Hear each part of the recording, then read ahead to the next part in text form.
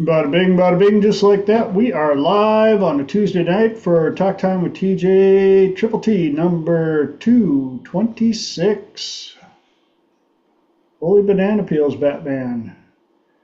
I hope everybody's doing well with all the weather we've been having across the midsection of the United States. Things got a little crazy last night all over. We had uh, hail in Dallas, and the weather strip went all the way up to Chicago. It's cold here in San Diego. I've had to turn the heater on. Yeah, what's going on? There's no such thing as weather modification. Yeah, yeah. We'll leave that alone. That'll be a topic in all itself. But want to welcome everybody to Triple T number 226, April 28, 2026. My name is TJ Zebel. I like to call myself a professional problem solver, which I always follow up with, no, I don't know everything. I just have a unique way of asking questions, building tribes, and having resources to find solutions to the challenges you're up against. And we are live on YouTube, which means I get the privilege of going, hi, Mom, up in Minnesota there, and hello to the rest of you, and hello to everybody that is watching this recording. I appreciate every single one of you. And while we're on the subject of the you and the tube, if you all could do me a few big favors that don't cost you anything but a couple of clickety clicks, if you could go on YouTube and pull up my channel, TSWB Helps, I would appreciate it. Click the subscribe button, ring the bell, leave some comments, click a couple of likes, would help the channel out. I would really appreciate it. Also, share some of these videos if you got something out of it and you know somebody that could benefit from what we cover on here. I would appreciate it if you would share it with them. Let's see, what else? I'd also appreciate it if you would take a few moments and go over and check out my website at www.thetSWB.com, thetallskinnywhiteboy.com. That is he and he is I and all the above. And on the tswb.com, you'll find some of the things that I have the privilege of helping people with, such as depression, anxiety, phobias, PTSD, grief.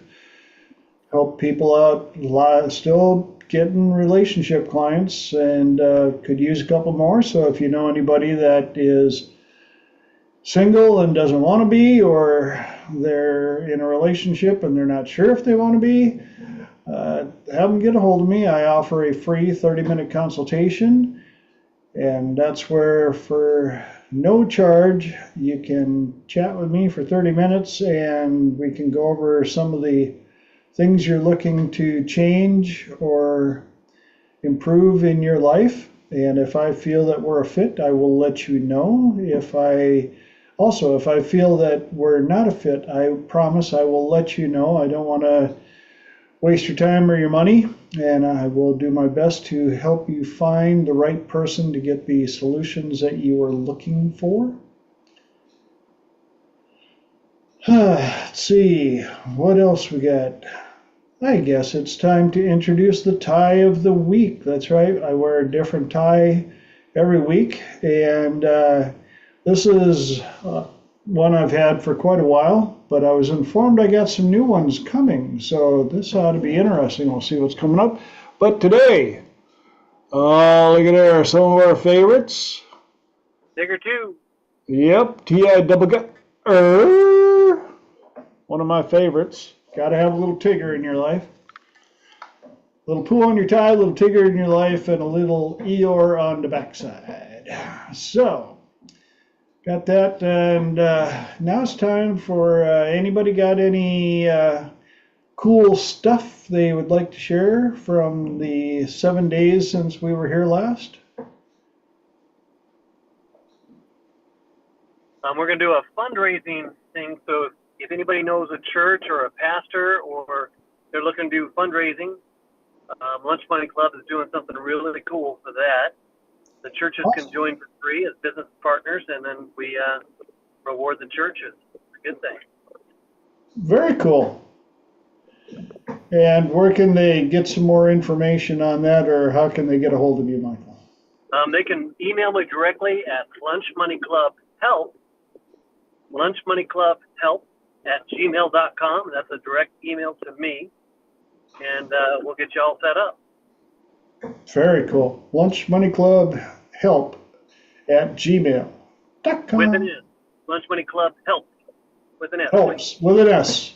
That's why we repeat. lunchmoneyclubhelps@gmail.com. Thank you, man. I appreciate that. You can also check out the website, lunchmoneyclub.com. And if you have any issues, you can contact myself. I can get you in contact with Mike, as long as anybody else here. So, good stuff. Lenora, you got your hand up. What you got? I do have my hand up. Hi, friends. I missed you all. I hope you're doing great. Last week I had a tougher day than I had anticipated. And I'm pretty sure like everybody here knows that my husband and I ended up getting a puppy back in December, and things have been very interesting. She's super cute, and she's also super timid.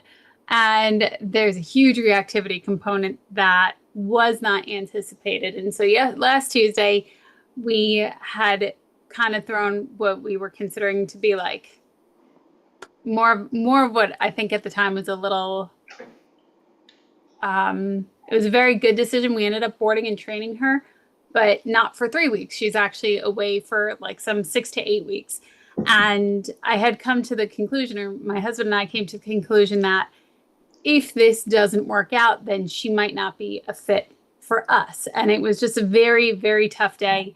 And there were just like little divine things that were happening along the way. And if you ever get a hit during your day that says like, hey, let me throw a text to that person. I don't know why, but I hope they're doing good. I highly recommend following that intuition. So I got 2 texts, and then even in a conversation, somebody had said a keyword of, they were talking about another dog, and one of the dog's names was Bear during the conversation. So like, these were all like little things that just like help make the day a little bit easier. And to TJ, who had perfect timing last week, and then also Guillermo, who texted me just literally at the perfect time. And I really didn't want to talk about it last week, and I was off camera for like the entire time because I was just really very upset about the whole situation. All that to say, if you find like, you know what, I don't know why I'm thinking of that person, but let me send him a text, please follow that intuition, because it really was something that made a huge difference in my day. So thank you all for your presence here and for finding ways to make my Tuesday nights a lot brighter, because last week was very tough, and also for being in my life. So thank you, all of you. What's happening? Are you keeping your puppy, or are you gonna find? Well, right now she's at a board and train with the trainer that we've had, and the trainer that we've had him since literally we got her at 7 weeks and 2 days, and we met him at 8 weeks and like 3 days. So that's where she is right now. And we knew she would go away for a board and train, but we didn't anticipate the reactivity component. So there was just a lot of stress. Like she was starting to turn on a dime and stuff. And that definitely makes things a lot trickier when you're trying to take care of her. And I don't think it was so much that she's not a fit. I think it was a huge portion of Gary and I have a very big learning curve, of which we watch reels and we we've talked more about this dog than I think our finances in 15 years, and we talk a lot about the finances. But that being said, even the trainer had said she's definitely a harder version of the breed. It's a hard breed plus the version. And even when they say like, oh, you're going to train your dog, you have to train it, you have to train it. It's not so much training, because really training is just really like, hey, spend time with your dog and interact with them. But her reactivity to doing certain things, or like people on the street and stuff, was really challenging to navigate. And even we took her to see my family in a different state over the weekend, and her reactivity to them was really, really surprising. And it wasn't, she doesn't jump at like anger. She jumps at, I'm terrified. And normally your brain would be like, well, wouldn't you kind of cower and be timid? But no, she's definitely not that kind.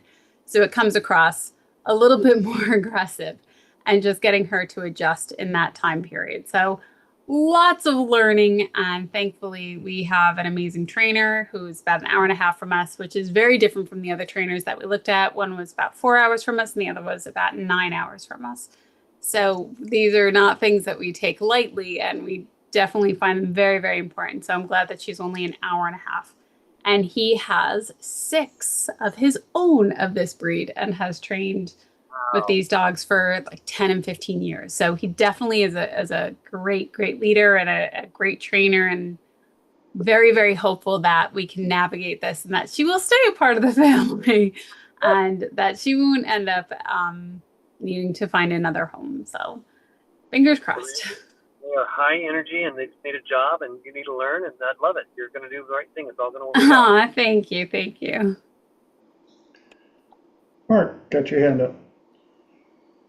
Yeah, again, being a puppy parent is always a challenge, Lenora. So just like being a regular parent, you never know if you're doing too much or too little.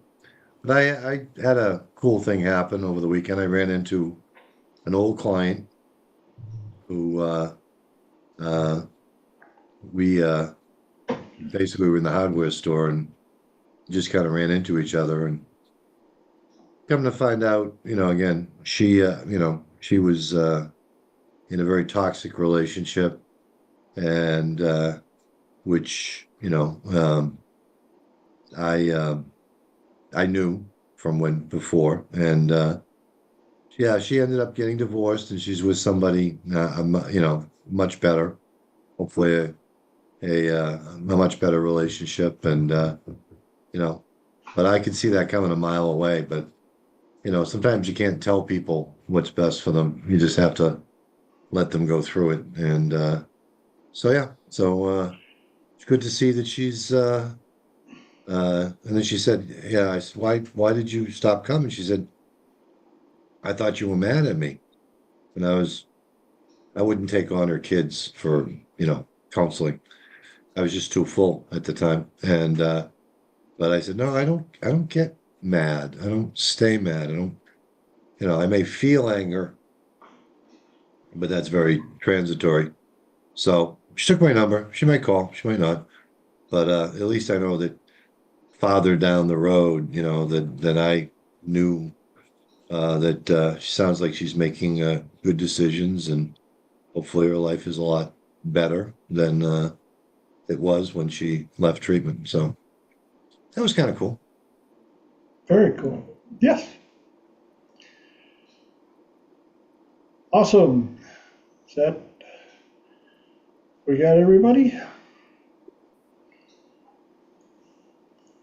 And Mr. B's joining us. That's awesome.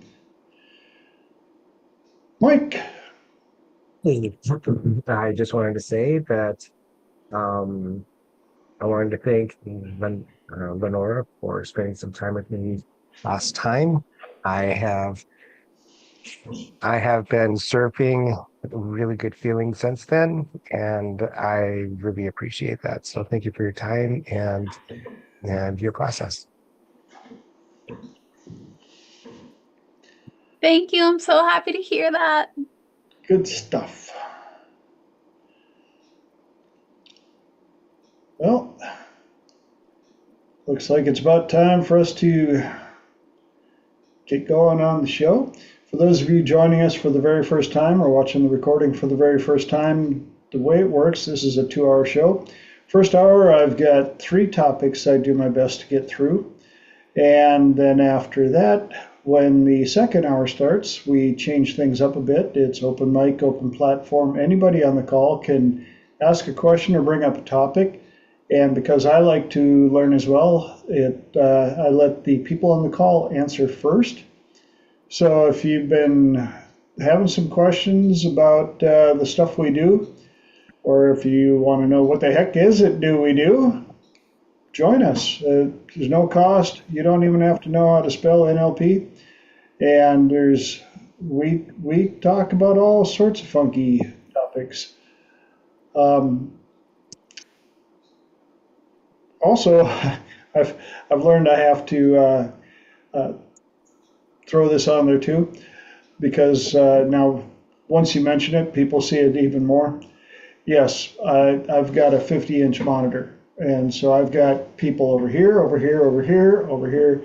Got comments up there. I got participants down here. So if you're wondering why I am literally like I'm watching everybody. So that's what that's all about. But it's time to get on with the topics. Tonight's topics for episode number 226: detach, over planning, and pennies and quarters. Detach, and Mark kind of touched on this a little bit about being able to detach from certain feelings, certain energies, certain outcomes. And you'll hear people say it all the time, get over it, da-da-da. And sometimes detaching from the outcome or detaching from the energy can be a little more challenging than it sounds.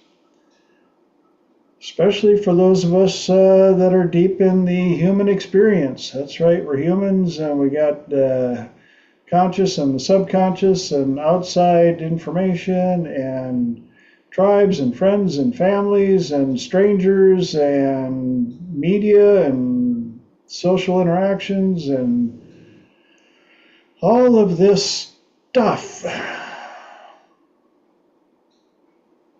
And if that wasn't enough, we've got programming from friends and family and expectations and the future that we're uncertain about, and all of this pressure. And those of you that have been around Triple T long enough know that a good portion of my stuff comes from clients that I work with, and of course this was one of them. And I've got a client I've been working with for a while now, and they today said that they have not been, they don't know that they've ever been at this level of detachment in a good way.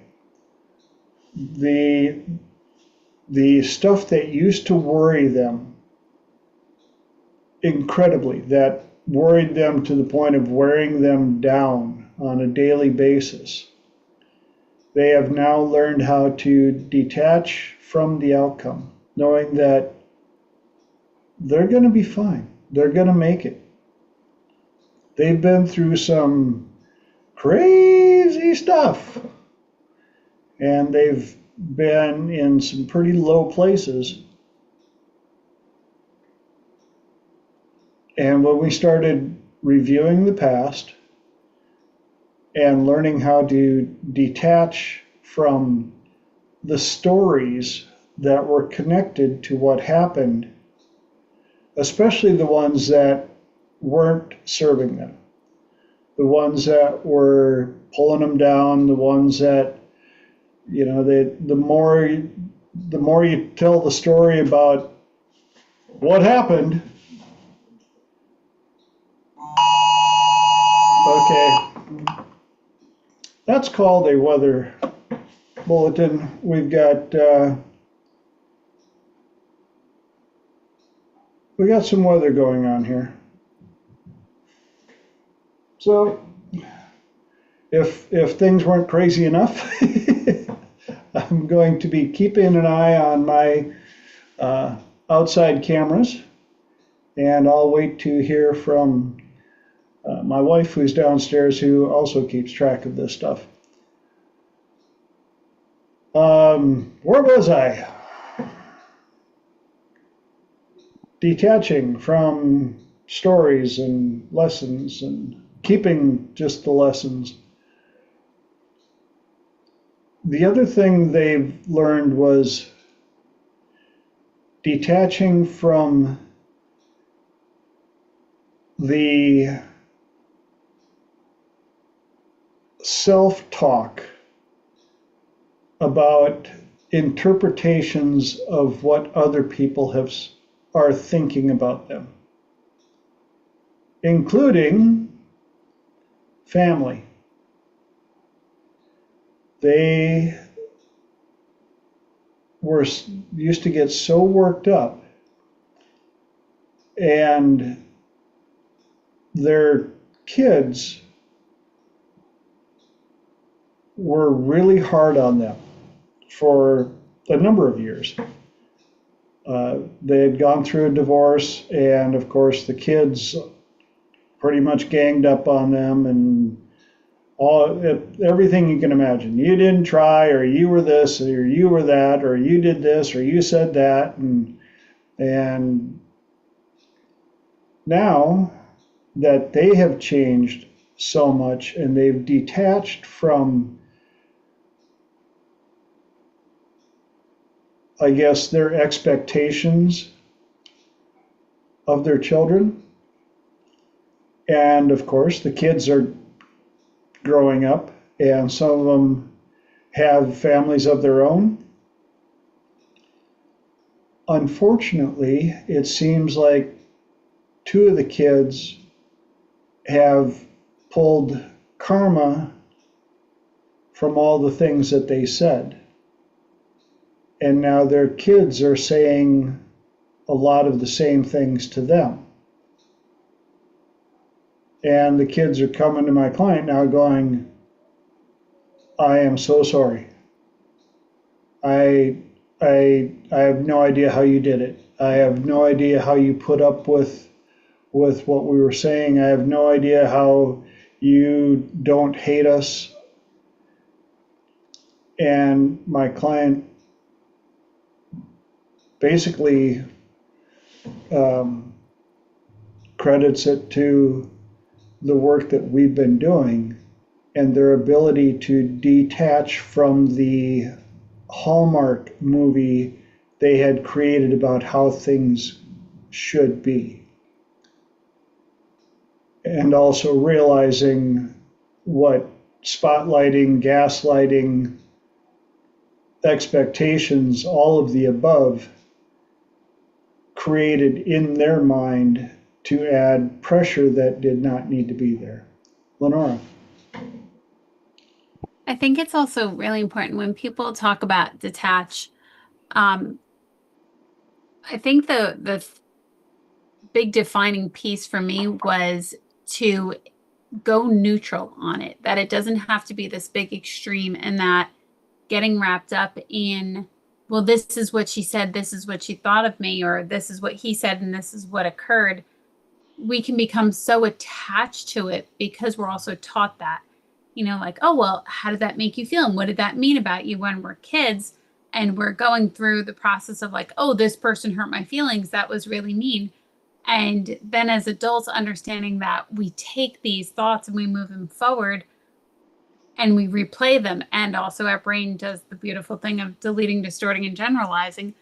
But coming to the fact of either going neutral or recognizing that it doesn't have to impact you, and that it can simply come up against that barrier, that boundary line that says, oh, I don't have to take this on. I don't have to take this personally, that it can be about them and how they perceive me, and that it doesn't have to be true necessarily. And I don't have to work overtime to convince them otherwise. And it really is finding that neutrality in your nervous system to say, that's what they think, or that's how they are, and I can't change that. And I think that's really where, when we come into understanding people's values and criterion, what's important to them, and recognizing that everybody's making meaning of their own, and everybody is adding a value of their own, and everybody is having a perception of their own, we really get to see and be that observer that goes, oh, I get it. It's not really about me. It's about how I make them feel. That has nothing to do with me. Yes. And I still go back to it, that one by Abraham Hicks. And it says, people will love you and people will hate you, and it will have absolutely nothing to do with you.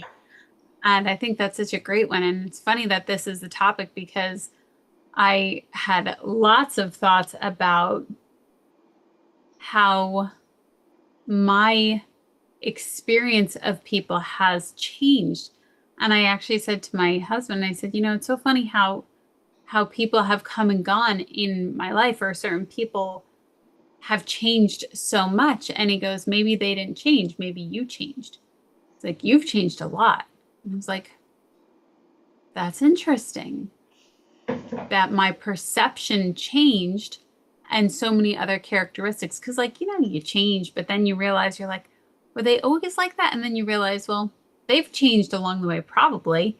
And I've definitely changed. So I'm getting a different experience of this person. It's very fascinating. So I won't detour too much, but now you know where my thoughts are for hour 2. But you're both right. Everybody changes, even the ones that seem like they haven't changed. If you were to go back and actually be able to pull up an accurate recording of who they were, not who you remember who they were, but who they were back when you were that other person, your interpretation of who they are from there is through the eyes of who you used to be. And that was another one with, you have to detach from what you think is true from the past as well, including friends, family, people that you've met along the way. Because you don't know who they've become in that time as well. I know I've run into I've got friends that I've known since elementary school, and I have my memories of who they were. And then all of a sudden, along comes something called social media, and you watch them on there, and you're like, they've changed. And then I run into them when I go home, and they act in person in a way that I remember them, but they don't disclose what I've seen on social media, which helped me solidify even more that I need to detach from who I think they are. Let them show me each time who they are today. Who are you today? I've changed since our last interaction. So that also pushes the topic of evolution of your tribe. Because the more you grow, the harder it's going to be for some of your old tribe people to hang around. Mark. Could I ask Lenora to repeat what she said? She said deleting, distorting, and I didn't get the third one. I don't know if teacher was going to chime in. Delete, distort, and generalize. Generalize. I would add edit too. And the question that Distort. generated was, do we edit our stories too when they come up, when we tell them? Oh, yeah. Every time we tell a story, do we edit it? It's been proven enough. And that's where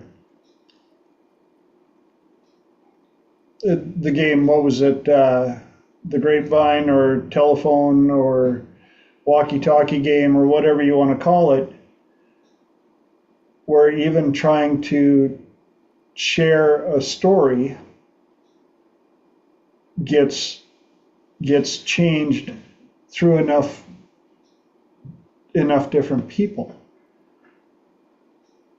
Also the same as you talk to any law enforcement guy who shows up at a wreck and you've got 8 different witnesses with 8 different stories because of their interpretation of what they saw. And then if you bring them in a week later and ask them to tell you again what they saw without showing them the notes or the video of what they said, stories change.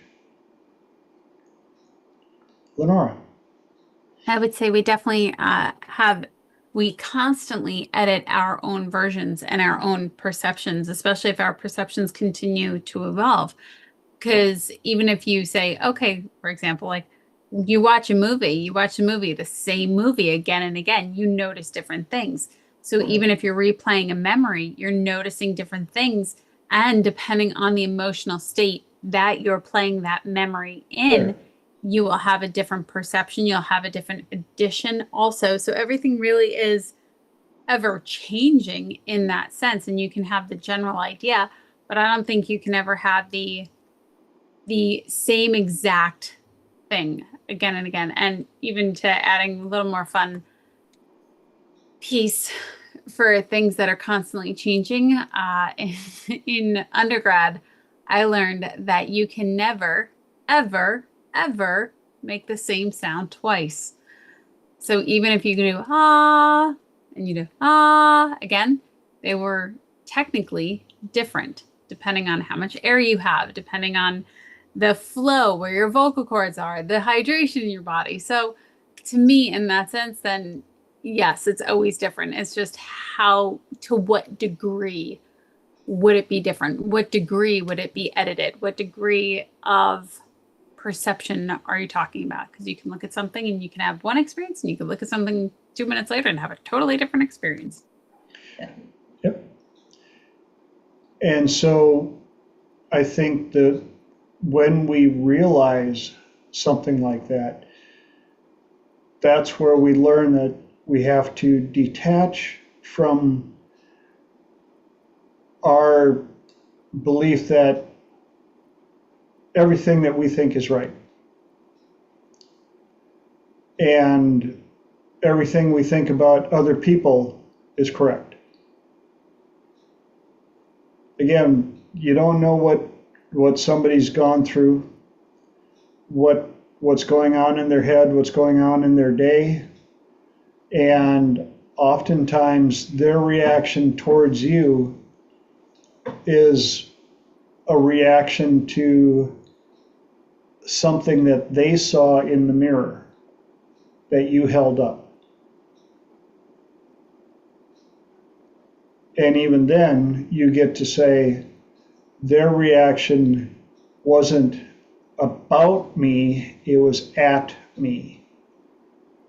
And when you can accept the fact that that reaction was at you, not about you, it's much easier to detach and release whatever energy they tried to drum up. Any other ahas, epiphanies, insights on this one?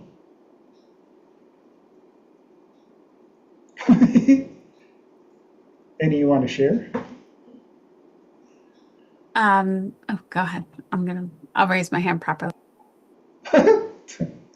Mark. I was going to type in the chat. Someone once said, some of the things that will live longest in my memory never really happened. Ah. Not my Yep. words, somebody else's. Yeah. That's a good one. Yeah, and I've met people who have told a lie so well that they truly believe it. That's true too. Now that Lenora has her hand properly officially up, Even detaching from the stories that we tell ourselves, especially, when we make an identity statement and we look at it like I used to say, whether it was about eating or I have a problem. Oh, that's a good alert. I really wanted to hear that alert. So even in detaching from stories of like things like I'm not worthy or I'm not enough or I'm not doing enough and things that we can really get wrapped in. I know one that I have been effectively navigating for a number of years, very specifically, has been about money. So even as TJ was talking about detaching, especially when people talk about like detach from the story or, detaching from the outcome is different than detaching from the story, at least to me, and I'm playing with my words. When I can look at something and say, okay, that's a story. I keep playing. Okay, that's a story. That's a story. Okay. So now how can I detach myself from the story and create more separation? And how can I shift my identity so that it's connected or it's accessed in a healthier way and not necessarily, because then we can even say, how can I attach to a new one? But then you don't want to be like overly attached. So really I constantly think that it's a game of words and how we perceive the experiences and how can we play with our words to shift our perception of things, of whatever it is, whether it's about work, money, food, sex, whatever it is. So I'm liking the topic of detachment. Thank you. awesome.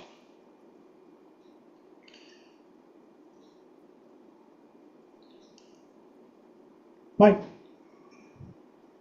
You think attachment gives you space to be able to settle your feelings and emotions before engaging further in whatever conversation or argument or interaction that you're having?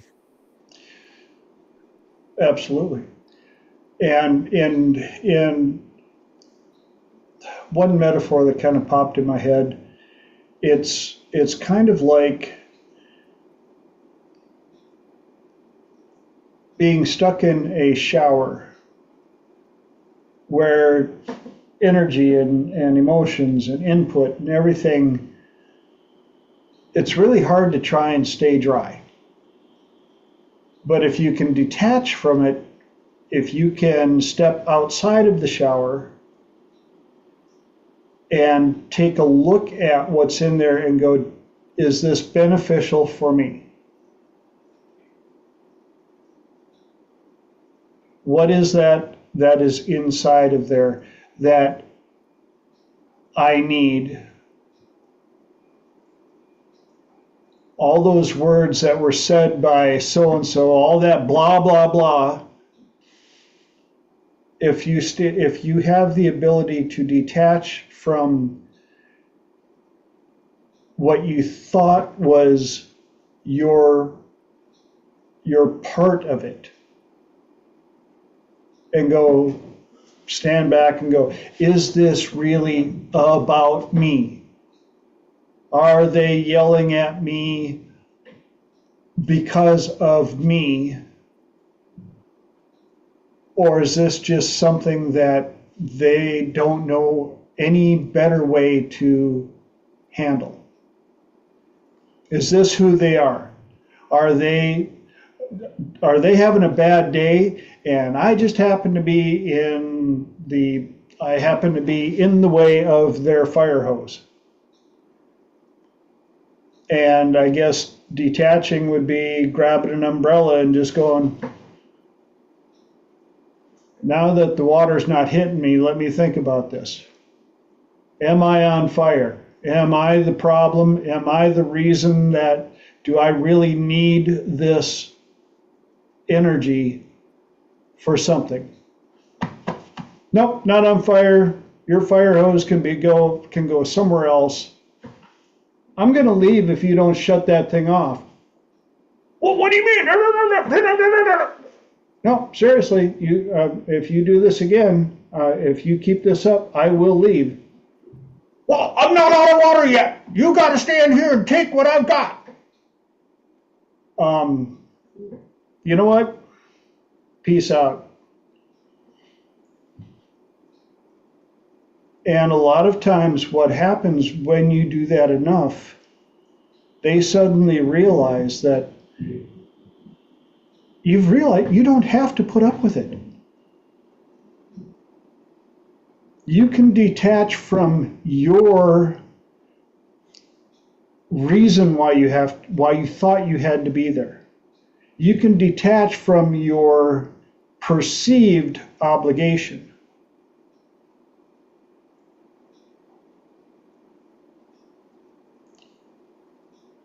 And if they're professional fire hosers, they will find somebody else that they can go spray on. And usually you get to a point where when you get really good at detaching, you realize that fire hosers love fire hosers. And they will sit there and yell and spray at each other. And, oh my God, this is your fault. You said that, and they said that. And can you believe what they were talking about? And I know they were talking about me, and I saw them look at me, and all of a sudden the chatter quiets down. Because you don't have to, accept that energy, and you don't have to sit there and wonder, well, what did I do? What did I say? What was it? Why did they attack me? Why me? Why did they pick me? I'm going to detach from it and say, I don't care. I do, but I don't. If they have something legitimate, they can come and talk to me. They can offer up a cup of water and go, this is what you said that bothered me. And you can look at that cup of water and go, did this come from me? If it did, own it. I'm sorry. But you don't have to get soaked. Lenora. So it really does feel like one of the first. Ahead. Oh, sorry. It really does feel like one of the. Yeah. It really does feel like one of the first steps in self-regulation, to be able to self-control and self-regulate and to settle everything. So put it on the table to really look at it. So this has been really great. Thank you very much. And it's been well explained. Well, a number of my clients either were the quiet ones or the ragers. And the ones that raged realized that It was because they had so much excess energy that was thrown onto them. The only way they knew how to handle it was to throw it onto somebody else. Lenore. So there has, and I had typed in the chat, Mike, can you repeat the question? But I think I got the gist of it. And there are times where I can be very stable. Like if somebody came up to me right now and they were in a bad mood, I would have enough. I have enough SRUs. I have enough. I'm in enough of a calm place where it really wouldn't impact me. ... That being said, there were, like, for example, so I shared with everybody earlier about my puppy. And there were some mornings where I was already anticipating stress. My husband was already anticipating stress. I was already anticipating stress, not only from the day, from the dog, and then also thinking like, oh, I have to take on his. Because that is something that I am still very much working on very strategically and working through. And I think it's part of like one of those lifelong lessons type things to not take on somebody's stuff. Now, if I was in a workplace environment, so much easier. Like, I got no problem. They're not related to me. They're not in my house. It is a different story. It is a different rhythm. No problem there. Boom. All right, that's on them. Goodbye. Have a great day.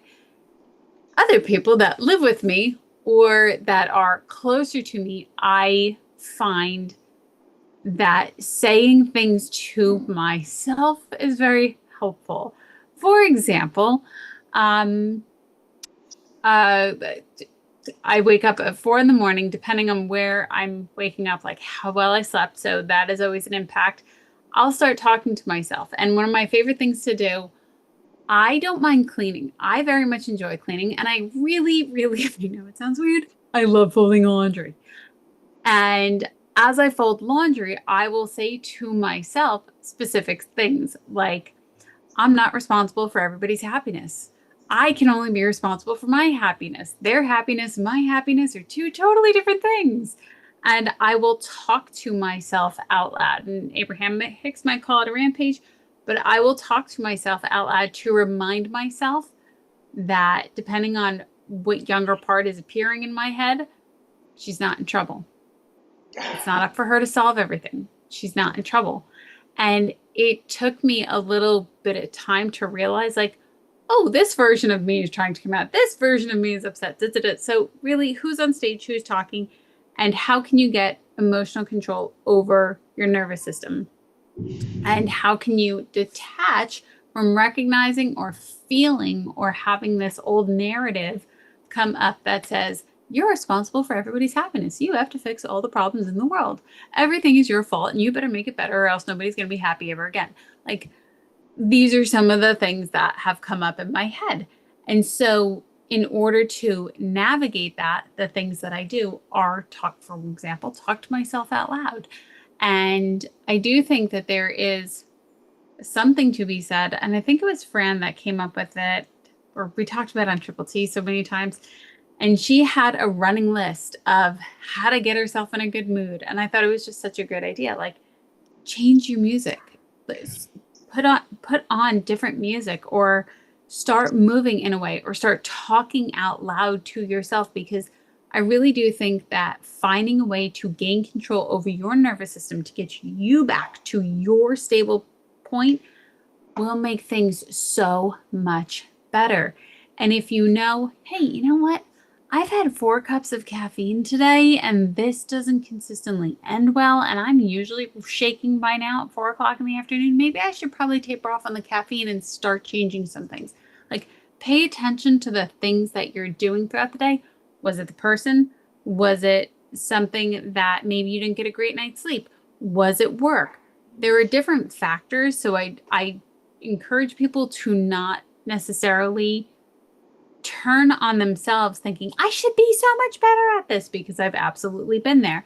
And while I think I should be better at it, I also do my best to raise my awareness of saying, okay, let's take a break. Let's take a beat. Let's take a breath, whatever you want to say. What else is going on? Okay, this person's unhappy. Okay, is that my responsibility? No, I can't fix it. All right, where are you? Where are your feet? What is your breathing? And really come down into your body to get control and management and awareness over your nervous system, over your emotional state, and pay attention to that. Because I think when we're in a heightened state, things are just so much harder. So when you can pause, and when I used to work in a building or any type that I was like out in the community, I would work to get myself alone. So I would go to the bathroom, or I would go and sit in my car. I would find a way. I forget, when in the nursing home, I used to go and sit in empty rooms. I would find a way to get away from people to get myself back into a state where I could navigate more effectively than what I was. Yes. So hopefully that helps. Yeah. Kind of like stepping outside the shower. Like, don't getting a little waterlogged here. Y'all gonna have to deal Drinking with. from the fire hose. Yeah, y'all gonna need to deal with this on your own for a bit, because not my monkey, not my circus. I'll be back. Mark. Well, to continue the puppy talk, I mean, some of that, when you said, fire hosing, I immediately went to fire hydrant. And, puppies and dogs are always, marking their territory. So when somebody is, trying to control the environment, or, trying to put you, into a state, I mean, they're just marking their territory. So maybe that would help Mike to realize that it's okay. You can move out of the range, they might try to move closer and pee on you some more, but they're just marking their territory. So, and it's in their, with dogs, it's in their nature to mark their territory. So, And another one to add to that, dogs don't bark at parked cars. If you are changing, if you are moving, if they see that you are capable of moving up the ladder, they will bark at you. good dog talk. And I've pointed out before a couple of times, for those of you that are watching YouTube or watching the recording, you don't get the privilege of reading the comments. And Guillermo put in a good part of know your current identity and spend time getting to know that all over, to ensure that you are moving forward in your talk to yourself and understand your patterns to prevent repeating them. Yeah, exactly. And that's why working on yourself is so important, because it's so easy to get stuck in a rut. Sorry about that. Yeah, we got some weather happening here, so don't worry. Just the universe agreeing with you. Yeah, I don't know if you guys can hear the thunder in Mike, but we got good lightning and thunder and rain, and one of those alerts said that we have the possibility of large hail and a possible tornado alert. So, good times.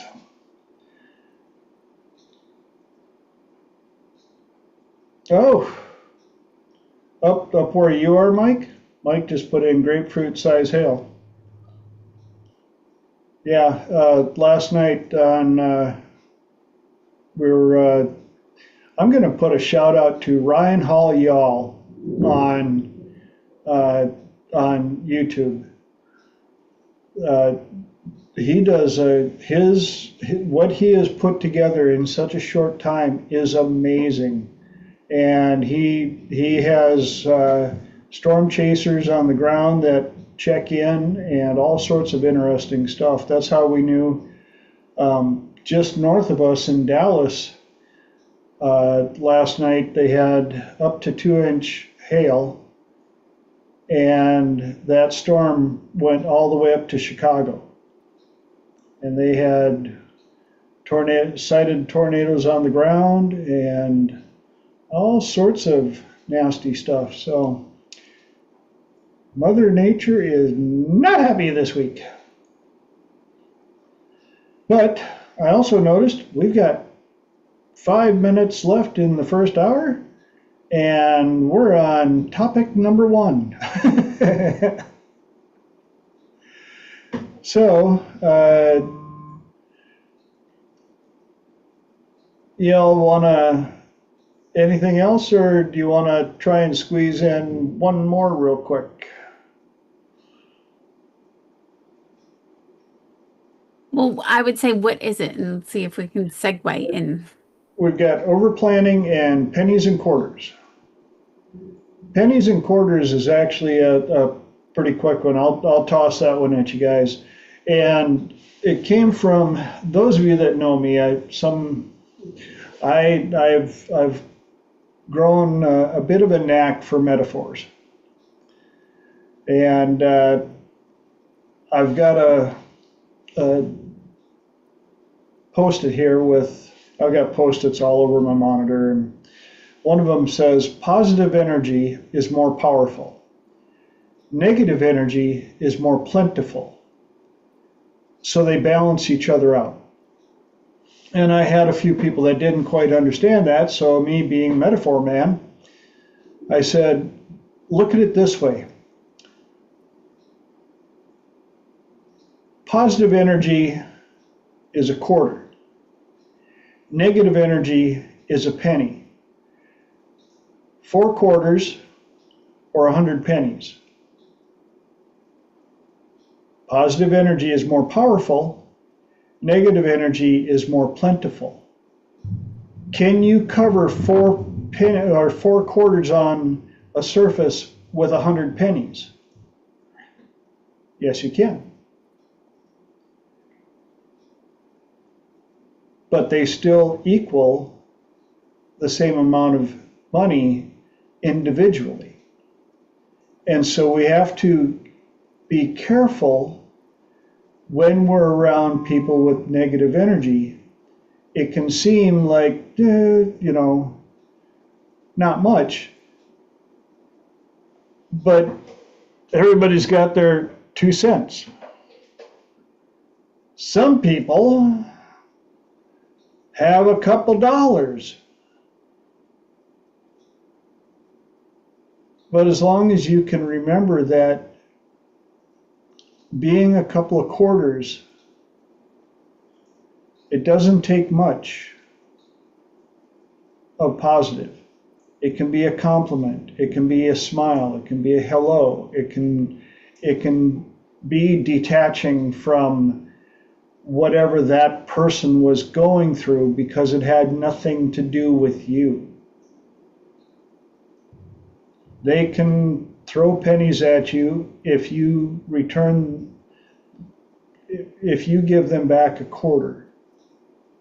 If you can give them some positive energy is more powerful, negative energy is more plentiful. Pennies and quarters. Any ahas, epiphanies, input on that? That was my quick toss in. Look at that, we got a couple seconds left. I like the idea that it's more plentiful, which is very interesting. And then also, if you think about it, I believe as humans, we are wired more for the negative. So the one that I always like is, I did not make this up. When we emerged from the cave, we didn't come out going, gee, what a beautiful sunny day. We came out going, what's going to kill me? So I think that is something very helpful to be aware of. And I do think it is way more plentiful, especially in today's 2026, like, holy shit. way different than 1996. And there is a podcast recording running around of Chase Hughes, and he had figured out the algorithm and was predicting it. And I thought that was very, very interesting. So, especially when we're on social media, you know, we can really easily, and they want you on those platforms, it governs our emotional state very, very quickly and easily. And to raise our awareness of it, I think is very important. And you can put all the blocks you want. And until you really recognize, you know what?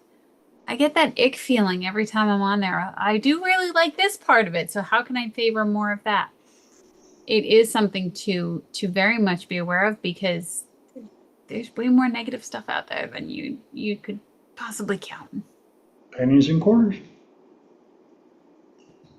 Right. Mike. Late, but what kind of squirreled into my head was pennies and quarters.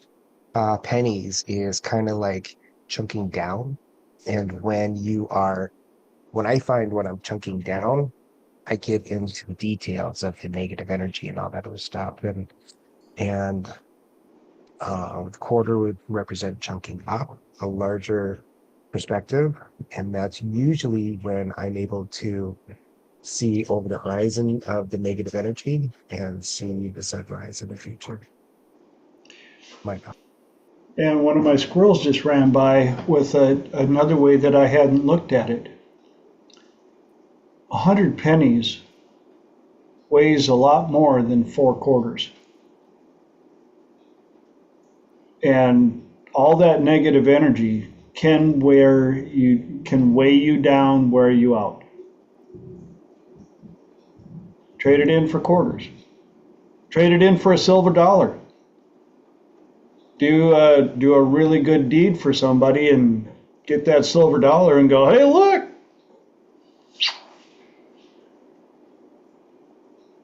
And that brings us past the top of the hour, which means it's time for us to change things up and move into open mic, open platform.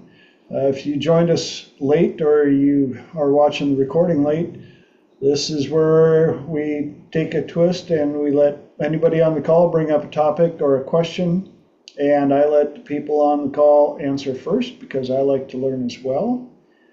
And after everybody has answered, if I feel I still have something to add to the mix, that's when I throw in my 2 centavos, or should I say my 2 quarters, or my silver dollars, hopefully. But it's time for you guys to help me out. Who's got the first question or topic for the evening?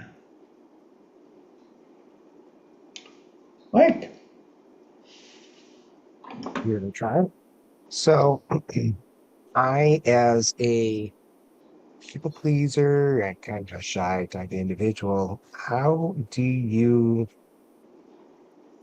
what advice do you have for getting out of conversations or like, okay, that's enough, instead of just letting them ramble on and one over you? Great question. Who's got an answer for Mike?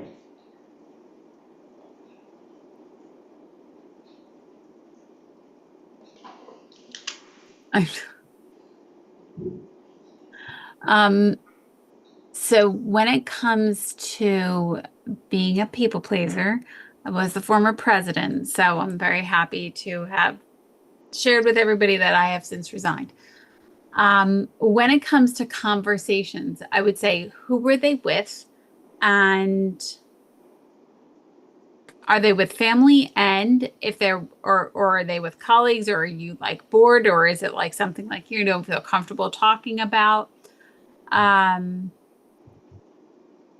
Those would be my specifics. If you're looking for something more general, I can always do that. I have no problem letting people know, like I will tell them, oh, I have like 3 minutes and then I gotta go. I have something else to do. And I let them know that their time is shortened, or even I'm waiting on a call, oh, well, let me go take this, and I will find a way to separate myself. if it comes to topics that, for example, if it comes to politics and we happen to be at a Thanksgiving event or a Christmas event or a barbecue, I will often say there are millions of other topics we could be talking about right now. And let's choose something that can be much more uplifting for everybody, rather than finding a way to stick in that conversation or even to share my opinion, especially in the fact that I often, in that situation, I know for sure I have different thoughts, and I know for sure they have different thoughts, and I could spend my time arguing, but it just it's just not in my desire to spend time arguing, mostly because when it comes to something like that, I could be a little bit more of a loose cannon. My husband could have the articulation of a lawyer in like the 7th round and do a beautiful job. I'm not that skilled. I will, and I'll get in surefire. People will leave, and there will be tears, and it won't go well. That being said, if you think of right now, you could have 100 different thoughts, and I think of it as like a wall of TVs or a wall of scrolling things. You could look at anything you possibly want at any given point in time. That is a choice. What do you want to choose? If you're not in the mood to sit there and argue, by all means, then don't sit there and argue, and choose something else to have a conversation about. If you're in the mood to sit there and argue, then by all means, which do you want to choose? Mark. Yeah, like Laura touched on it. You know, you're in a conversation and starting to get uncomfortable. You're like, "Oh my God, I just remember this thing. I got to make this phone call. I got this appointment I got to get to. It's really interesting talking to you, but hey, I gotta go. You know, something really quick and dirty. You know, like that's why I always wear a wristwatch so I can glance at. Oh my God, I gotta get running here. You know." My parents are having an existential crisis. I must leave. You have parents? I do right now. There are actually classes on this particular topic, believe it or not. If you research it, you'll find a bunch of stuff on the net as well. Some of it's not as reliable as others, but you know. And our dear Holly, who I know has a sore throat, is got an answer for us. How you doing, Holly? We'll see how I'm able to talk. I'm taking some lozenges, so hopefully that will help. This is a really good topic, by the way. It's one I definitely need. But a few things that popped into my head. The first thing that popped in my head is the number of times that I thought the conversation wouldn't end because it was their fault, and I realized it was actually my fault because I kept having the last little bit that I wanted to contribute is a big part of it. So the first thing I ask is, what am I contributing? I think what everybody else is saying too, you know, I think everybody understands when someone says, hey, I need to go soon. You can preface it with, you know, I'm really enjoying this conversation. Let's pick it up another time, but I really need to go right now. That can soften it a little bit. But also, because, you know, another question is, why do I need to end it? Sometimes it is because I just need to go. You know, I can't spend the rest of my day doing this. I've got things I got to get done. But sometimes it's, oh, I need to end this conversation because it's getting offensive, it's getting abusive, it's getting, you know, there's so many different reasons. So if it's abusive, one of the things I've had to teach myself as a recovering people pleaser is it is better to have one battle one time that's big than to have lots of little tiny battles over and over and over again. So, you know, if I have to be mean, if I have to lay down the law, it's better to let them know. And also, the meanest thing you can possibly do to somebody else is not communicate your boundaries, not communicate your values. Yep. You know, imagine something big from a marriage to a, friendship, whatever. How do you feel if you found out that for the past 10 years you've been having the same battle over and over again and the other person didn't even communicate it to you? So, if they're meant to be in your life, if they're healthy and you communicate a boundary, they're going to thank you for it. They're not going to be, it might sting a minute. You might have to work through it. But if they respond by leaving, they probably weren't meant to be in your life in the first place. And that can also suck too, because it's the recognizing, I don't need everybody to like me. I need the right people to like me and stay in my life. And then another thing is, if you've got something that you just flat out need to get rid of, I don't know if you're familiar with smurfing.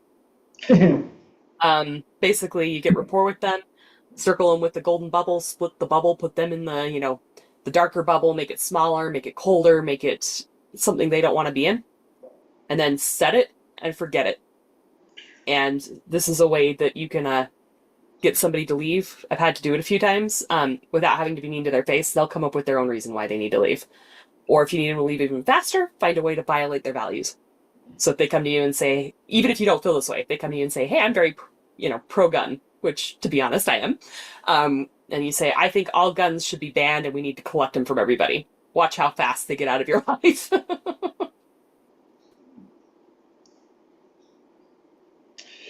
Yep. Oh, there are so many different ways. Lenora. Love what you shared, Holly. I didn't realize you had a sore throat because I did message you going, you're so quiet this evening. I miss you. So many good things.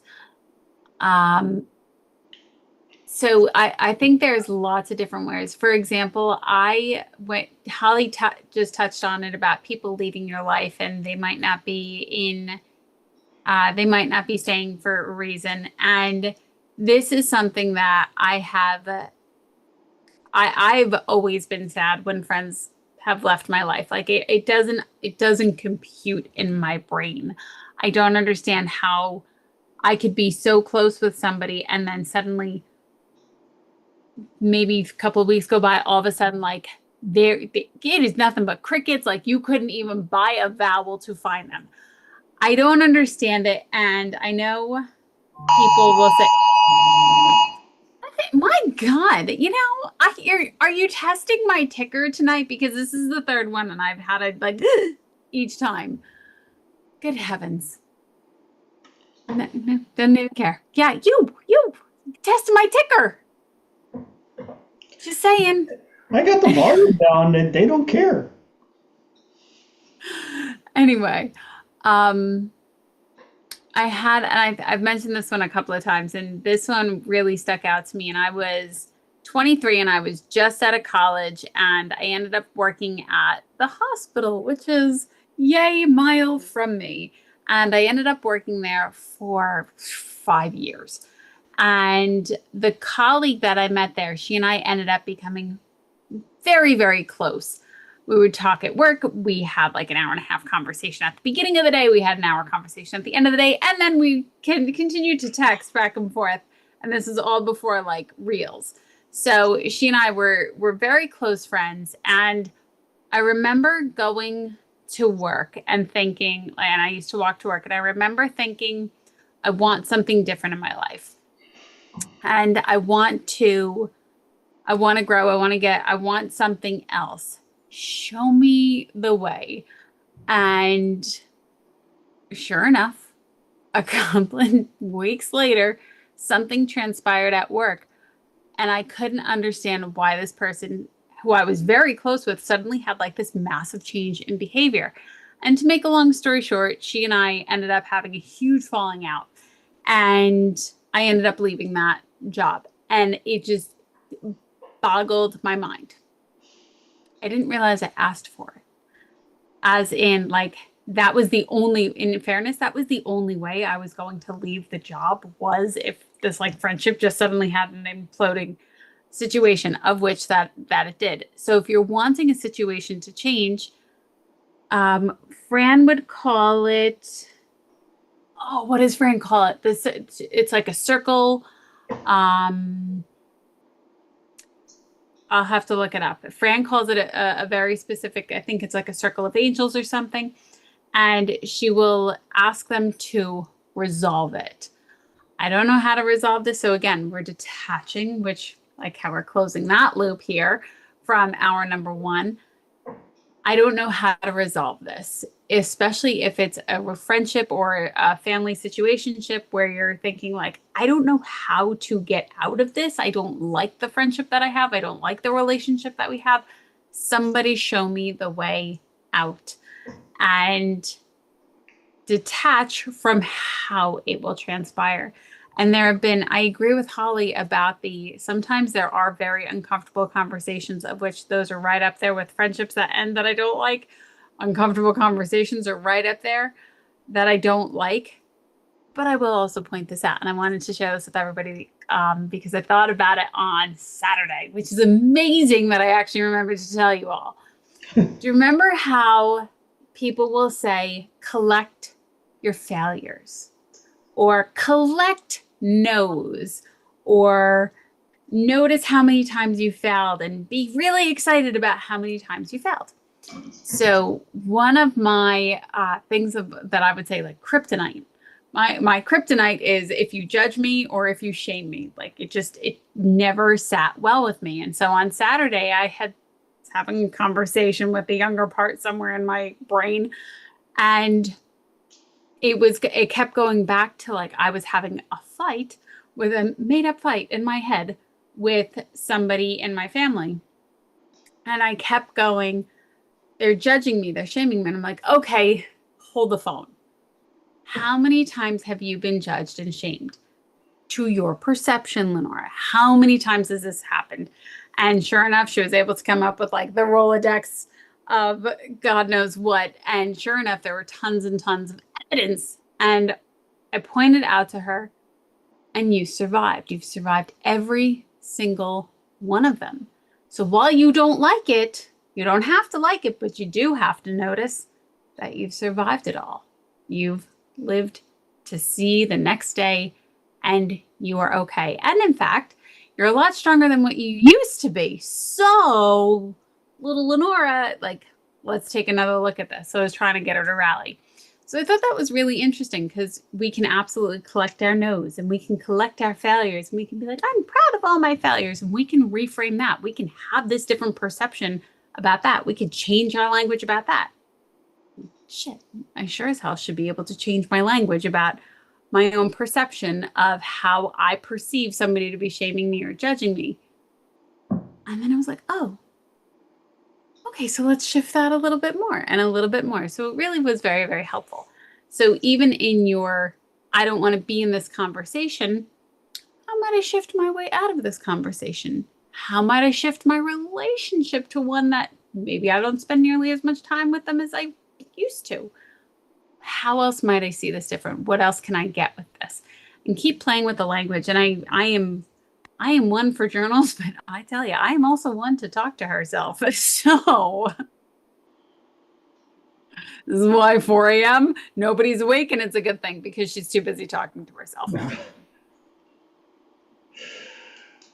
You're adorbs. Holly. Give me a sore throat, and I still don't shut up. Loving that, by the way, Lenora. Thank you. So just a couple other thoughts that popped into my head. This is just kind of people pleasing in general, but one thing I've discovered: every really good relationship I've ever had has been made way better after having a difficult conversation. Before the difficult conversation, it wasn't even real. Afterwards, now I know where we stand. Now I know what we can survive. Now I know that, we're on the same team. We're a teammate. So the difficult conversation itself may suck, but it can actually transform a good relationship into an even better one. And I've shared this many times before, but, my sister once said to me, I appreciate the fact that you say no when you can't do something, because it means I can ask. And here's the thing is, good people are going to say, I appreciate when you tell me you need to leave, because it means when we're actually having a conversation, I'm not worried that I'm stepping over your boundaries and making you late for something, making it so you can't accomplish what you need to accomplish. If you tell me when we've reached the limit, that means our next conversation I know is okay. But if you won't tell me that, I may not ever be able to talk to you because I'm worried that I'm hurting you by talking to you. Yep. This is really good stuff. I really appreciate that. And Holly, I do have to say, having that hard conversation to be able to stand up and show spine and to lay down the law, draw the line in the sand, and create the boundaries, and then live that promise. Instead of being the meek and the tuck the tail and boy, I could talk up a whole great argument, but when it comes to it, then my mind just goes blank. But to be able to change my life to respect that is respecting myself. Yes. So Holly, thank you for that. And Lenora, of course, thank you for everything. And I've got a couple of centavos and quarters and stuff to toss in. One, on what you just said, some of these you need to practice. If you know that you're kind of the timid person, you're kind of the person who doesn't like to step on other people's toes or hurt people's feelings, or in the past you've had some challenges standing up for yourself, you should reach out to somebody that can coach you where you can practice. Because yes, when you can think about it in your head, but when they're right in your face, it can be challenging to come up with all these great ideas. And that being said, one of the other parts I wanted to put in is sometimes you can shut it down with a comedic exit. Like, this topic reminds me of the Hatfields and McCoys. They were both wrong and they were both right, but in the end, all they did was fight. And I don't think this topic's worth fighting over. So, how about, how do you feel about bacon?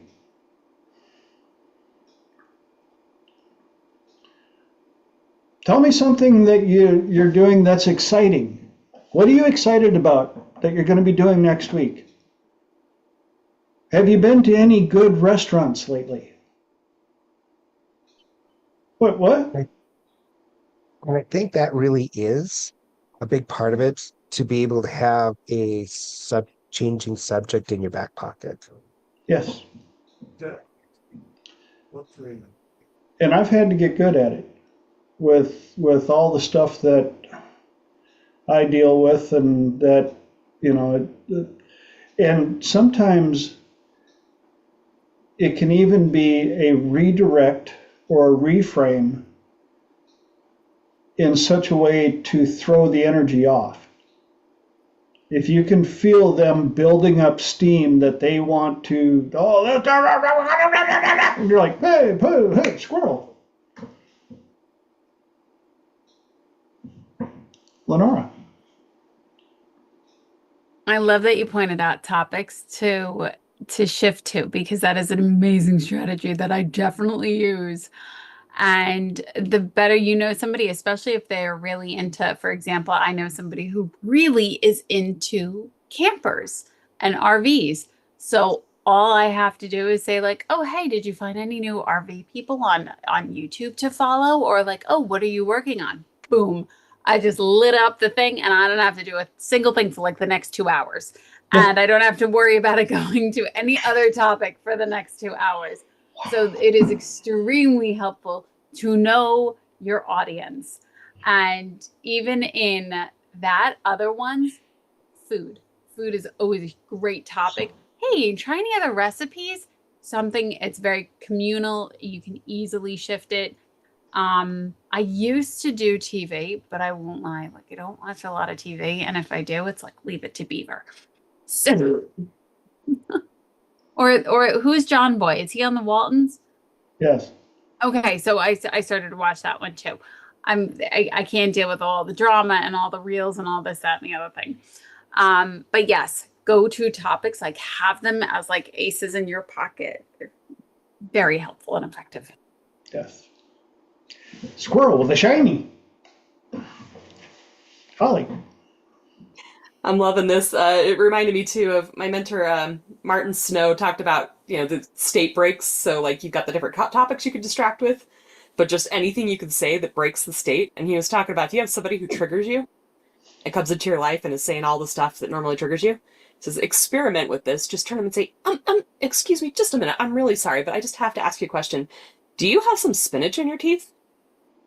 And the amount that takes the wind out of their sails, completely destroys the argument. Because, as he's pointing out, you didn't even lie to him, you just asked him a question. So, there's lots of variations you could do on that one, but yeah, I just thought that one was so funny.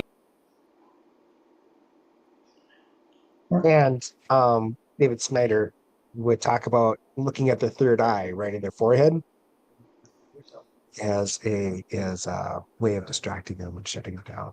I'm interested in trying that. Yep. So there's lots of, and again, like I said, this is an important skill to have, especially in this day and age of hair trigger, energy, reactives, all the above. Like, great topic. Thank you, everyone. Really appreciate it. Got another topic? You just said I had to bring up one. Just before the other one. Yes, and you did. You brought up one. Now we're ready for another one.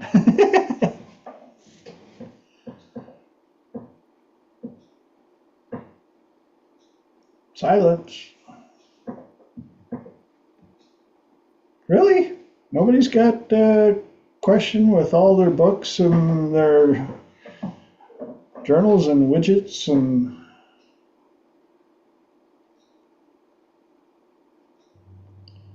Well, Michael. My mouth was full, I apologize. But the redirect is by far the best thing to do with just about anything.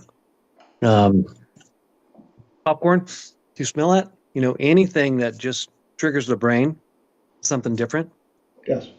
is fantastic. I use that all the time.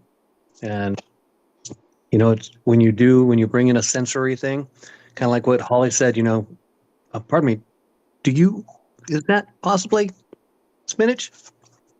Just saying, I don't know, because then they're going to start questioning themselves. They're going to have insecurity. Now they've got something in their teeth. Oh my God, and it's going to totally blow them up.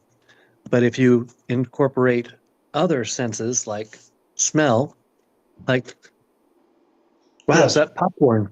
And that's going to totally be a great non sequitur and divert the conversation. They'll forget whatever they were talking about.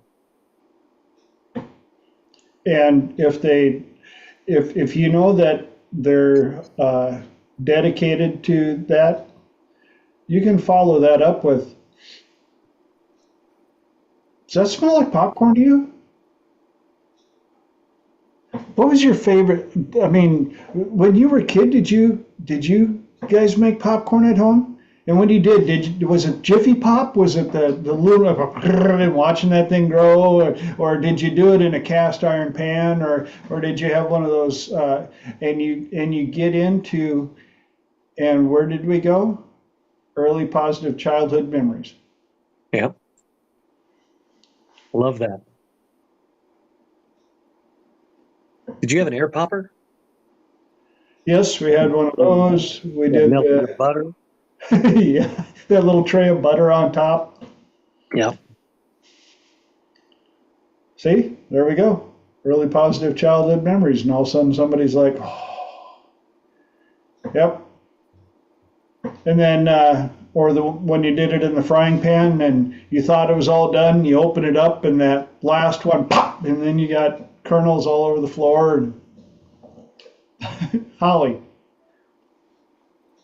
Oh, that takes me back. Anyway, this is a different conversation, so if people still want to have the old one, feel free to do that too. But I was just kind of curious, what are some of the, whether it's podcasts, mentors, movies, TV shows, whatever, what are some of the best media that all of you would recommend people check out for wisdom, for growth, for whatever it may be? Ooh.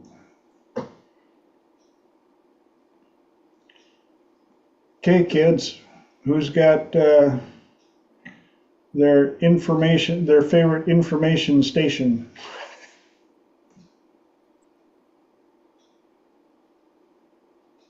I've been listening to Kevin Trudeau as of late. He's got a lot of good information out there. He was doing NLP back in the day with Ginsu knives, which is kind of cool, before they knew it was NLP. Yeah, right? Now, before you order, Yep. let's show you what this thing can do. It's Oh, kind of wait, cool. there's more. And it's still sharp. Yes. Oh, gag me with a Ginsu. Lenora. Yes. Holly, I think you asked about podcasts and places for additional insights and perspective shifts, right? I just wanted to make sure, because then somebody said about a Ginsu, so I was like, oh, bananas. Am I talking about the wrong thing? Somebody. Any form of insight, wisdom, growth, entertainment, good stories, good comedy, any of the above, I'll take. Good comedy. I do like comedy. That's a great one. For me, I don't ever stick to one thing. I kind of pay attention to what are the questions that are coming up. For example, like when I first started the personal growth and change work and understanding all this, like I thought the movie The Secret was an amazing movie. And then I realized to me, it's like the infomercial of personal growth and development. Then I really got into Abraham Hicks, but I didn't understand Abraham Hicks to the level that I needed to. I felt that there were so many things, and they would say, get in alignment. And I would think, I'm trying to get in alignment. And I didn't really understand what that was. And so then that's how I ended up finding a lot of David Snyder's work. From David Snyder's work, I then went on to lots of different offshoots. So I would say whatever you're wanting to explore, if you tune into your body and you kind of think like, all right, what am I really wanting? What am I really wanting to feed and notice and pay attention to? And using that as your guide for where you would like to go. And then even you can put that out into the universe and say, show me things that are in alignment with that, because my taste does change pretty quickly depending on where I am with my thoughts and what I'm wanting to explore. That also being said, I wanted to add a little caveat in there. I had said earlier, I think it was like the Circle of Angels, something about Fran. It is what you would call the Court of Atonement. And I found that to be very interesting. There was quite a while that I did get into the divine angels, and there were some other authors in there who were slipping my mind. But man, if you looked at my Audible, there's a whole ton that from mine I used to drive. I had like hours upon hours in there. That's why we're putting together a book list, and we could add a few other things to that, suggested podcasts and stuff like that. So you guys can reach out, and if you got some stuff. Is the book list up yet? I forgot to check this week. Not yet. We're working on it. But it'll be up soon, so another reason for y'all to keep checking the website.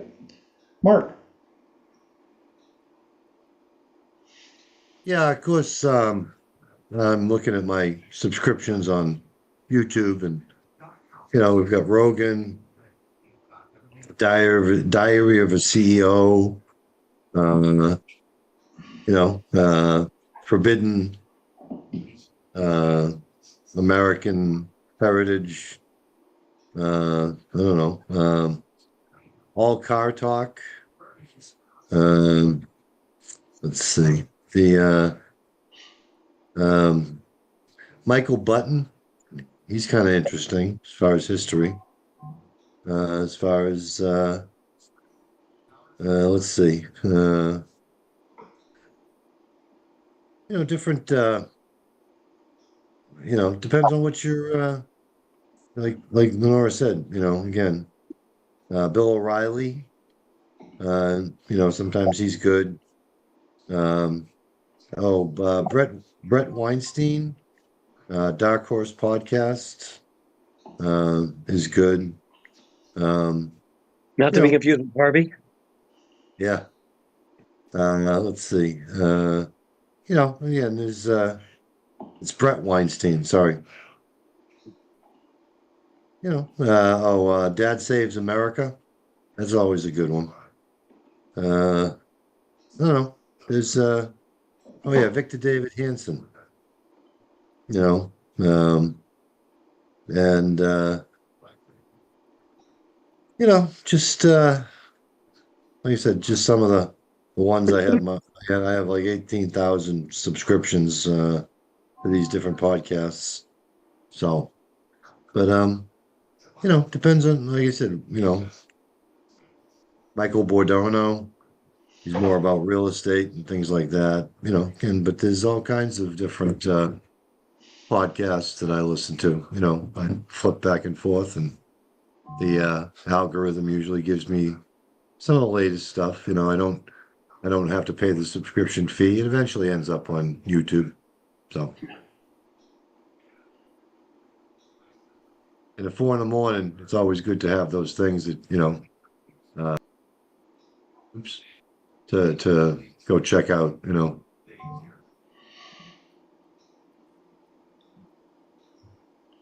That's it. Well, in case you guys are wondering what all the buzzing's going on here with my phone. Did you stop giving us a heart attack with the siren alerts? Well, yeah, apparently Okay. we have a phenomena that they call the Burleson bubble, and the town we live by is Burleson, and it has a history of bad weather kind of just circumventing us and moving on. Well, apparently it worked again because just north of us they got up to 3-inch hail, and another town got hit by a tornado. So we got heavy rain and some lightning. So Mom, you can relax. We're good. Whatever you're gonna see, we're fine. But yeah, the neighbors across the street were sending us some pictures of the things that they found. So, yay for the Burleson bubble. Did that answer your question, Holly? Did you get some? Getting some great, amazing things. Some of these it's even fun too, because some of these I haven't heard of, but some of these I've heard of and forgot about. Some of these are, Yes. So yeah, you get some amazing things. Thank you. Kind of like, I have to admit, sometimes I'll go through my book collection, or I've got my audio CDs. I've got a ton of them that I have on a thumb drive, and they're on the hard drive in my van. And all of a sudden, Wayne Dyer will pop up, or something, and I'll be like, oh, yeah, I haven't heard this for a while. And listen to that for a little bit, and because I've got it all on shuffle. So it's good to have those little pop-up reminders and refreshers, and which is why we're putting together a book list. Um, uh,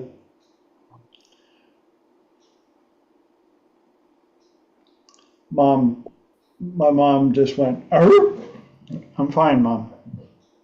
We're okay. Everything's good. Just a heavy rain. It's all north of us. Mark.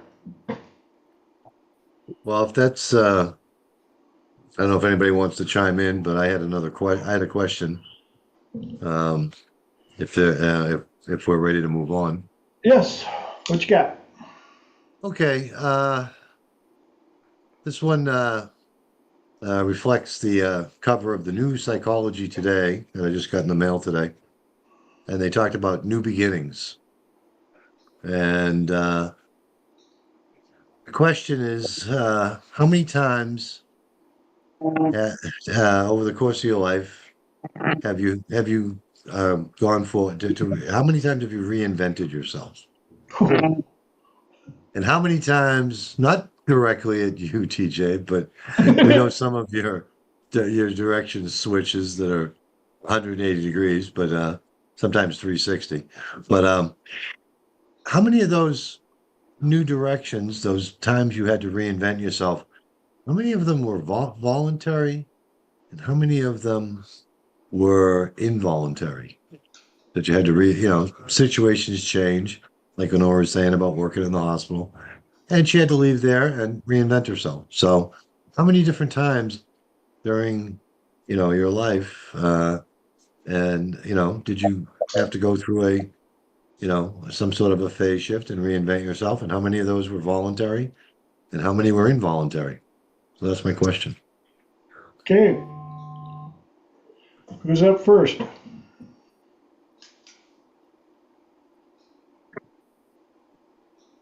I think that's a great one.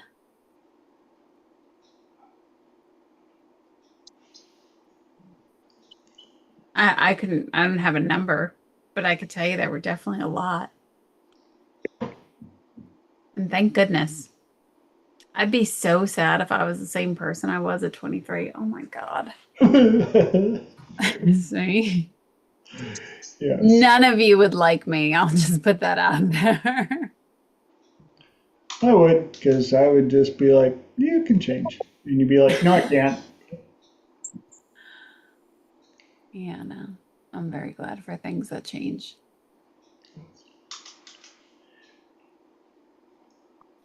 Holly.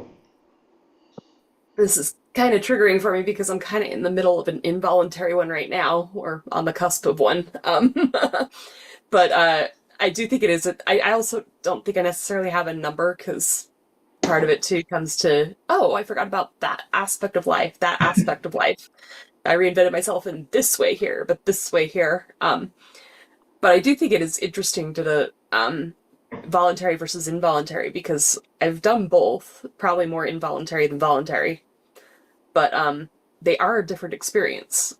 And I've noticed, often you get the option to do the voluntary before you do the involuntary. And I don't know, like, I guess one of the things that popped in my head is also how deep was the transformation? How deep was the renovation? And my quantities may not be high, but when it happens everywhere. It's one of those that goes very, very, very deep.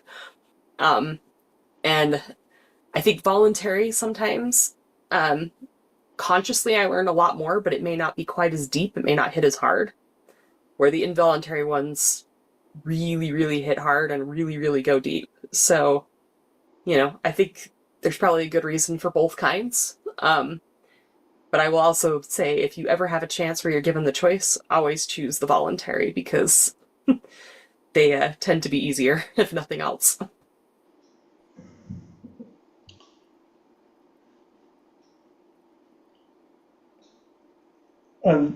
Well, you guys know a little bit of of the amount of reinventing I've gone through in my short years. But one of the squirrels ran by with a sign that says, "We've been reinventing ourselves since birth." You go from this grade to that grade, you get summer break and you learn some things and come back to school and think that your besties are going to be there, but they decided that you're not cool and they moved on with somebody else, and you had to reinvent yourself there, and you get a new job, whether it was voluntary or involuntary, and then a new title, and it's, I think a lot of it comes down to, for the difficulty, mindset about the change. I know some people that the idea of change is oh my goodness, the scariest thing ever, because it's leaning into the future, the new, the part they don't know what the outcome is going to be yet. And others, it's like walking through the front door on a different building. Yes, I haven't been in that house before, but I've been in plenty houses.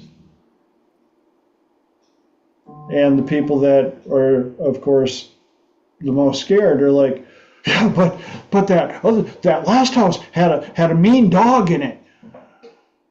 Yeah, but the one before it had a nice dog. And the one before that didn't have any dogs. It was kind of lonely. So I'm just going to walk through this door and I do not. Lenora. I like what you had started to say about change and people who used to be scared of change. And I definitely used to be terrified of change. And if you don't believe me, go back to like the first 150 episodes of Triple T. And again, reframing our language around it. And I think, at least to me, it was always, but that was the response as to what change was going to be, or what if this is going to happen, and paying attention to the voices in your head when you start to think about change. What are you thinking about when we talk about change, or that identity? And for me, a lot of the time it was, what will people think? What will people say? Again, shame, judgment. We have themes here in my life. And recognizing that, as in, again, it's their own perception. I can't do anything about that. And also, I've survived being shamed. I've survived being judged. And I'm sure there will be more. And really, it's how does my nervous system react to it? And if it can react to it like it's a clear sunny day and it's no big deal, like I don't know what to tell you. I can't help you. I can only do what I can do on my end. Paying attention to that, I think, is really important, because then you can approach change in a totally different way. And I always think of, I don't know why, do you guys remember the Little Rascals? Mm-hmm. Like, yeah, okay, so we got a thumbs up here. Okay. Do you remember when one of them was, I think they were talking to Buckwheat, and they go like, "Hey, where are you going?" And he goes, "I don't know, but I'm on my way." And this is just this is something that just like sticks in my head. So when we talk about change, like, what is going to happen? What if this happens? I don't know, but I'm on my way. Like, it's going to happen anyway. And for as much as we want to change, or we want to control our perception around change, or what's going to happen, recognizing that no matter what happens, the person you see in the mirror will have your back. Recognizing that you, no matter what, of all the changes that you've experienced to this point in your experience here, you've survived all of them. You might not have loved every single one of them, and they might not have been the best time of your life, but you, in fact, have survived every single one of them. So even when you're hearing, well, what if this happens? What if that happens? And you will be okay. And I think it's really important to finish the sentence. Hugely important to finish the sentence. What if this? What if that? And if that happens, I will be okay. I will figure out a way. I will come up with some sort of solution to navigate in, around, under, over it, whatever it might be. Or I'm going to die. Like, these are the options. So in all of them, I can either figure out a way or I'll be dead. And in the fact that I'm dead, then I don't have to figure out a way. Something else already transpired. So I find paying attention to, and I will be okay, very, very helpful. I've even put it on Post-its, like, you will be okay. And I've put that around stuff. I've put it on jewelry, and you will be okay. And it's something I often say to my very wonderful husband, who has a lot of what ifs and a lot of worries. And if it happens, we'll figure out a way. We will be okay. And just continuing to navigate from there. And then if you're still unsure, write down all the times that you thought something awful was going to happen, and then write down what happened. And notice that you were okay. You didn't have to love it, but you did survive it. And my mom's watched me. Mom, how many times have I reinvented myself or jumped out of the plane and, well, have you tested the chute? I will soon. Gotta go. I'll be fine. Yay, Prancer! Yay! And Mark's got his hand up. Yeah, I had a question off of that question. Again, the question, Fran, is how many times during your lifetime is it have we reinvented ourselves, both voluntary and involuntary? But the question that the squirrel that ran by said, well, again, one of the voluntary ones that I went through is getting married. And how much did you have to reinvent yourself, once you got married? Again, I was just telling somebody today, I said, I know I signed in blood on the day many years ago I got married, and I know what my job duties are, which are to make all her dreams come true. So I know, yeah, but it was a voluntary change. It was scary. It was, but I had to reinvent myself. It couldn't be all about me anymore. So it was a voluntary change. Very voluntary time to reinvent myself, and and I'm still, working on it. It's a work in progress. That's just what I wanted to throw in. So that's a voluntary change. We all are a work in progress. Yeah. True enough. Holly. So I've got kind of a follow-up question to this, and we may not have time. I may have to bring this up another time, but I've gotten better at voluntary and involuntary changes that don't threaten my well-being, shall we say. I didn't used to be very good at them. And I used to kind of have the attitude too of, well, either it kills me or it's, survivable, one or the other. But what I'm discovering is extreme long-term pain is much more scary than death. And I'm just kind of wondering, how do you get over the rare situation where something has the potential to cause you long-term pain? How do you take that in stride? How do you get to where you accept it? How do you get over that fear, that change when it's actually threatening something fundamental rather than just something surface level? The one word in that sentence, potential. It has the potential.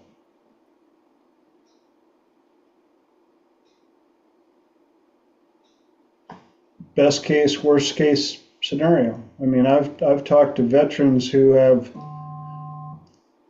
gone through horrific events, lost limbs, been blown up, all the above. But when the only way through is through, you decide what it's going to make of you. And every day we have the potential of being in a life-changing event. I mean, we just had it outside here right now. Got a text that a good friend of mine's son his house got hit by large hail, knocked out 4 windows, and beat up the roof and gutters, and he hasn't even seen the rest of what happened. Driving on the road, accidents happen every day. People slip in the shower. We all have the potential, and I'm trying to remember the name of the comedian who has, I think, cerebral palsy, and he said that he got to compete in Special Olympics. And he said, now just remember, all you healthy people, you're one accident away of being eligible to join us. And he did it in the perfect comedic way, and it got a good laugh. But he's right. The potential is always there. Fran. I think we have to remember that we are in the ideal community for dealing with physical, mental, emotional pain. You've got your support network. Yep. We've got our support network. It's just a matter of remembering to reach out and allow other people to step in and help as much as they can. It's not everything, but it can be. And the ability to cope with difficult situations, this is what our community's about. Yes. We're here for each other, and we ain't gonna let things go. We've got the skills to help with the physical, with the mental, with the emotional. Yes. And one of the squirrels ran by with one of Dr. David Snyder's sayings. People come to us because they can't find witch doctor in the yellow pages. We are that community that we will find some way, somehow, to help you get through to the other side, when the only way through is through. And sharing the journey, not having to do it alone. It's Yeah. trying to do it alone, and the loneliness of, I have to carry my burden. If you share it, it's easier. It may not be everything, but it's a lot easier. Mm-hmm.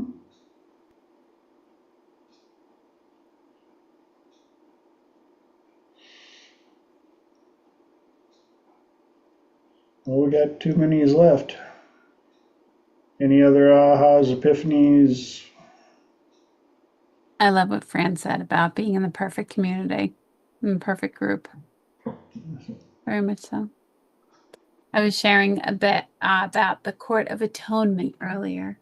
I was trying to figure out what it was, and I was sharing that you were the one that introduced us to that, which I think is pretty wonderful. So I messaged it to somebody.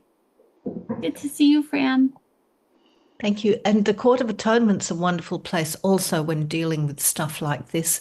If I can, they've got to change your belief protocol, which just takes the sting out of it, whatever it is, and how you feel about it inside. And I'll share that with Lenora, and maybe you can pass it on to anybody that might need it. That's why I love that you guys show up. This isn't for me. This is, in fact, this isn't even just for us. This is for us to get stuff to share with the world. You're one hello away from a completely different life. You don't know who you're going to bump into and what they're going through. You don't know what they're going to be going through tomorrow. And if we can help one person make their life better, yay! So here we are, top of the hour. 2 hours flew by one more time. Just so thank you all for the time that you have offered up on this platform. Even a few minutes makes it a few minutes better. So whatever you can spare, whenever you can spare.